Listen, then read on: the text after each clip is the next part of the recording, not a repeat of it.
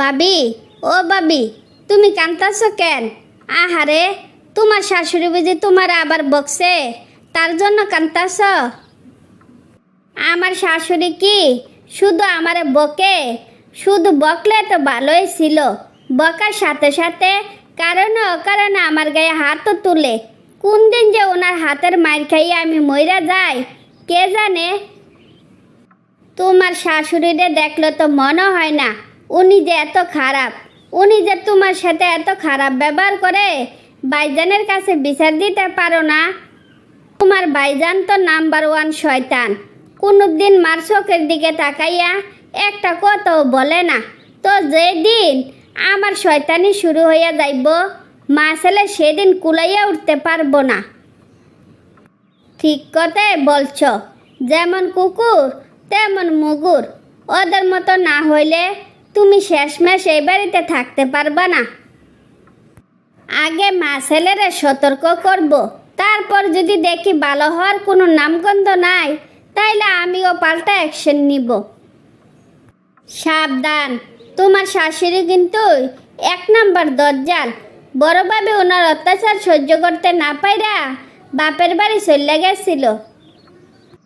আমি কি বড় বাবির মতো বলদ নাকি যে পরের জন্য নিজের ক্ষতি করব? এই বাড়িতে নতুন আসছি দেখা এ পর্যন্ত কাউরে কিছু বলতাছি না। যেদিন প্রতিশোধ নেওয়া শুরু করব, সেদিন মা ছেলে হাঁফাইয়া যাইব। সেদিন বুঝবো আমি রাশি কি জিনিস, রাশির কেরামতি কি জিনিস একটু দেখাইও। তাইলে যদি তোমার শাশুড়ির তেজ একটু কমে, আমার মেলা কাজ আছে, সাবধানে থাইকো। তোমারে না বলছি তুমি কারোর সাথে আড্ডা করবা না? কথা কি কানে যায় না, নাকি আমার বাংলা কথা বুঝো না? আপনি যেভাবে কথা বলতেছেন মনে হইতাছে আমি একটা বাচ্চা মেয়ে, আমি কোনো কিছু বুঝি না। কি ব্যাপার, আমার মুখের উপর তর্ক করার সাহস তুমি কোথায় পাও? কে দিছে তোমার এই সাহস? আপনার ছেলের বউ হইয়া শ্বাস খেয়ে আমার অন্য কারোর কাছ থেকে দাঁড় করে আনতে হইব? এই কয়দিন আপনার সাহস দেখতে দেখতে আমি সাহসী বউ হইয়া গেছি। এখন আপনার সাথে কথা কইতে আমি ভয় পাই না। ও, এই কথা তো সাহসী বউ হওয়ার আগে পাড়াপড়শির কাছ থেকে আমার ব্যাপারে কিছু জানিয়ে নিও, নইলে কিন্তু চরম বিপদে পড়বা। এই জেনারেশনের মেয়ে আমি, আমার বিপদের ভয় দেখাইয়া কোনো লাভ হইব না। বাকি জীবন শান্তিতে বাঁচতে চাইলে নিজের এবার শুধরাইয়া নিয়েন, নইলে আপনিও বিপদে পড়বেন। তুমি তো আমার সম্পর্কে কিচ্ছুই জানো না, তার জন্য চিংড়ি মাছের মতো এমনি লাফাইতাছ। আমার সাথে সাহস দেখানোর পরিণাম কিন্তু খুব ভয়ঙ্কর হইব, এই আমি বলে রাখলাম। এ রাশি উপরওয়ালা ছাড়া কাউরে ভয় পায় না।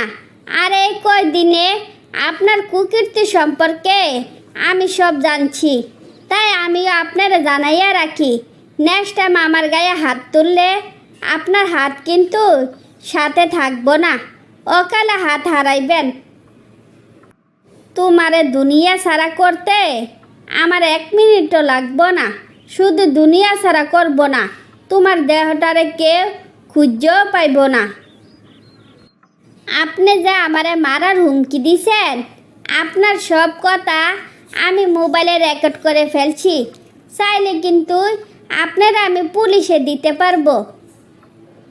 বৌমা, তোমার সাথে এতক্ষণ আমি মজা করছিলাম, কথা দিলাম আমি আর কোনো দিন তোমার সাথে খারাপ ব্যবহার করব না।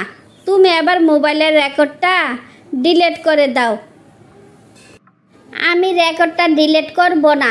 যদি আবার আমার সাথে খারাপ ব্যবহার করেন, তখন তো ভিডিওটা আমার কাজে লাগবো। যদি আপনি ভালো হয়ে যান, তাইলে এই ভিডিওটা আমি কাউকে দেখাবো না। আপনার মনে হয় খিদা লাগছে, এবার গিয়া খাবার খান, পরে কথা কমুনে। কি রে ফয়সাল, তোর মার শরীর খারাপ নাকি? আজকাল তোর মার কোনো সারা শব্দ নাই, মনে হয় যে এই বাড়িতে কেউ থাকে না। মার তো এখন বয়স হয়েছে, হয়তো বুঝতে পারছে চিল্লাচিল্লি মারামারি করা ভালো না। এখন তো দেখতাছি আমার বউরে মেলা খাতির যত্ন করে। বউ শাশুড়ির মিল দেখলে অবাক হইয়া যাইবি, জীবনও বিশ্বাস করতে পারবি না। আরে শালা বলস কি, তোর মা এত ভালো হইয়া গেছে, তো কি মনে করে ভালো হইছে তাকে আমার একটু বলবি? আমি এসবের কিচ্ছু জানি না। তাইলে চল মার সাথে দেখা করে যাবি। না রে দোস্ত, আজকে যাব না, সময় করে অন্য একদিন আসবো। তো ভালো থাকিস। কি গো বউ, তোমার কাজ কি শেষ হয় নাই?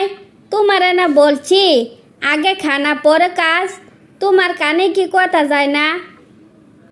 আমার তো মনে হয় আপনি আমার মন থেকে খাইতে কর নাই, তার জন্য তো আমি খাইতেছি না। তুমি এখনো আগের কথা মনে রেখে দিছ? আগে তোমারে না বুঝা জ্বালাইছি, মন থেকে কইতাছি তুমি আগে খাইয়া আসো। আপনি সত্যি কইতাছেন? আমার ভয় পাইয়া কইতাছেন না তো? আরে বউ, আমার আর শরম দিও না তো। ভয় পাইয়া তোমার সাথে ভালো ব্যবহার করতে করতে এখন ভালো ব্যবহার শিক্ষা ফেলাইছি। বড় বউ আর বড় ছেলের সাথে অনেক বড় অন্যায় করে ফেলাইছি। এবার চলো ওরারে বাড়ি ফিরাইয়া নিয়ে আসি। তারপর শাশুড়ি তার ভুল বুঝতে পারলে সুখে শান্তিতে সবাই বাকি জীবন অতিবাহিত করতে থাকে। বড় ভাবি, আপনার কি খিদা লাগে নাই? আমার তো মেলা খিদা লাগছে, আমারে কিছু খাইতে দেন। এই বাড়িতে মেলা নিয়ম কানুন, এ বাড়িতে যখন তখন কেউ কিছু খাইতে পারে না, নিজের মতো করে কেউ কিছু করতেও পারে না। ও মা, এ কি আজব কথা! কই আপনার দেবর তো আমাকে কিছু বলল না যে এ বাড়িতে নিয়ম কানুন মেনে চলতে হয়। তুমি তো আসতো বোকা, এ দুনিয়াত কি কেউ নিজের দোষের কথা কারোর সামনে স্বীকার করে? এ বাড়িতে থাকতে হইলে চুপচাপ তাদের নিয়ম কানুন মেনে চলতে হইব। আপনার নিয়ম কানুন পরে, আগে আমারে কিছু খাইতে দেন। খিদার জ্বালা আমার পেট চুচু করতেছে। 10টার আগে কোনো খাবার পাইবে না, বিজয়রে বলতাছি দোকান থেকে কিছু আইনা দিত। অসম্ভব কথা, আমি দোকানের কোনো কিছু খাবো না। বাইরের খাবার আমি পছন্দ করি না। আপনার সাথে কথা বলে কোনো লাভ হইব না। আমার খাবার আমারও জোগাড় করতে হইব।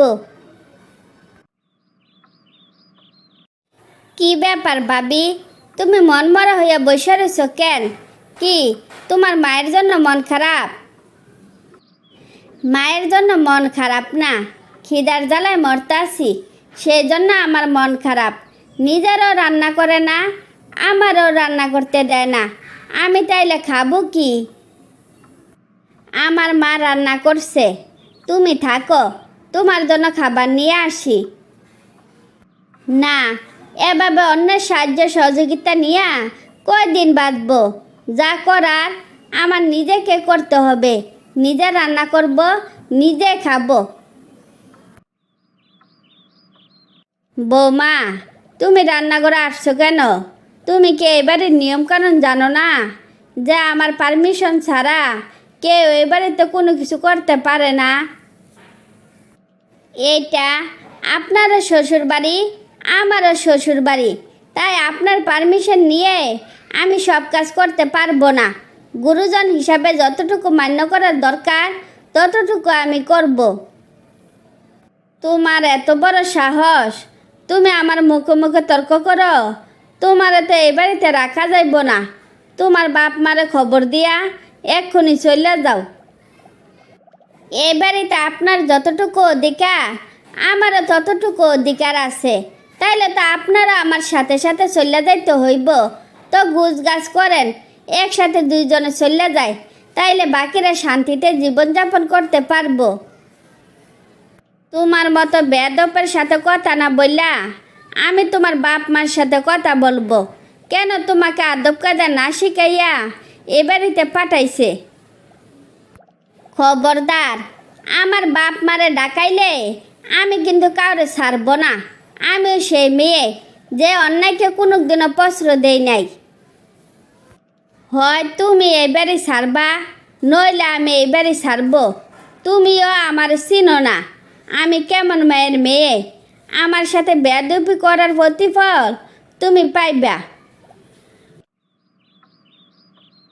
কি গো চাচি, আপনি আমার খবর দিছেন কেন? আর আপনার চেহারার এই অবস্থা কেন? আপনার আবার কি হয়েছে? আর কইস না, আমার হয়েছে পুরা কপাল। আমার কপালে জুড়ছে এক দজ্জাল বউ। আমার সংসারটারে একেবারে এলোমেলো করে ফেলাইছে। এ বউ আসার পর বড় বউ আমারে কোনো পাত্তাই দেয় না। হায় হায়, এ কি সর্বনাশ হইল! তো আসিফ আরিফ বউদেরকে কি কিছু বলে না? এই জন্য তো তোরে ডাকছি, তুই ওরারে একটু বুঝাইয়া বল, ওরা যেন ওরার বউগুলোরে সামলায়। তোর কাকু হয়েছে সবচেয়ে নাটের গুরু। ওই ওর বউদেরকে একটুও শাসন করে না। চাচি, কাকু যেখানে কাউকে কিছু বলে না, সেখানে আমার কথা বললে কি কোনো লাভ হইব? আমি বলি কি, সব কিছু বললে গিয়া বউদের সাথে মিলমিশ হইয়া চলেন, সে ভালো। তিশা, বহু বছর পর আজকে মন ভরে খাইলাম। এরকম স্বাধীন জীবন পাবো কোনোদিনও আমি আশা করি নাই। শুনেন ভাবি, স্বাধীনতা কেউ কাউরে দেয় না, নিজেদেরকে আদায় করে নিতে হয়। তো আমার এই স্বাধীনতা জীবনের পেছনে আপনার দেবরের অবদান সবচেয়ে বেশি ছিল। তাই তো বলি, এত সাহস তুমি কোথায় পাও? শাশুড়ি মারে দেখলে ভয়ে আমার হাঁটু কাঁপানি শুরু হইয়া যায়। আর সেখানে তুমি নিজের মতো করে খাওয়া দাও, ঘুমাও, কোনো ভয় নেই তোমার। শুধু তোমরা না, এখন থেকে এবারের কোনো বউ শাশুড়িরে ভয় পাইয়া চলা লাগবো না। এখন থেকে তোমরা স্বাধীনভাবে চলাফেরা করবা, তোমার সংসার তোমরা সামলাইবা, তোমরা কে কিচ্ছু বলবে না। মা, সংসার দিয়ে আমরা কি করব? আমাদের সংসারে কোনো দরকার নাই। সবাই মিলে হাসি খুশিতে দিন কাটাতে পারলে হয়। আমার সংসারে কোনো দরকার নাই। ফ্রিজে রাজহাঁস আছে, দুই বউ মিলে রান্না করো, সবাই একসাথে খাবো। তারপর সবাই হাসি খুশিতে বাকি জীবন অতিবাহিত করতে লাগলো।